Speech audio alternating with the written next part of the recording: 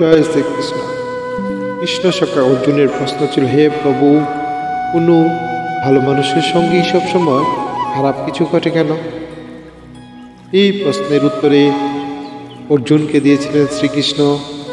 জবাবে ভগবান শ্রীকৃষ্ণ উত্তর দেন যে ভালো মানুষের সঙ্গে খারাপ কিছু ঘটেছে মনে হলে আদতে তা হয় না।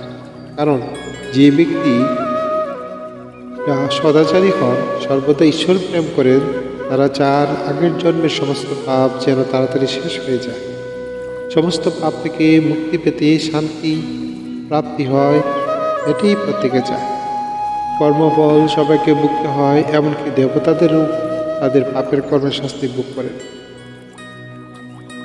মানুষ কর্মফলই মানুষের জীবনের কষ্ট রূপে আসে।